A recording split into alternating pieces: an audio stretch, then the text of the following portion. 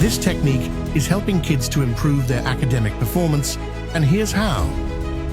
मैं 2 साल से रेगुलरली अपने क्रिया और इंट्यूशन प्रोसेस कर रहा हूँ। जैसे मेरे जेई मेंस की परसेंटाइल थी 98.3, सीबीएसई बोर्ड में मेरी परसेंटेज थी क्लास 12th में 94। I'm in 11th grade and I'm preparing for IIT JEE.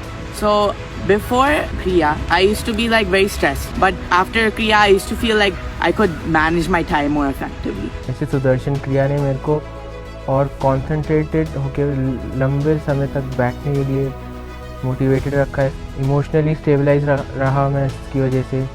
I used to like play flute, and so it was going very slowly. But after like doing Kriya, I started playing like more creative tunes, and I started playing more rags, and I used to be like very good at it. So when I practiced like anything, when I learned anything, it started becoming way more fun. Intuition process ने exams के questions predict करने में help करी है।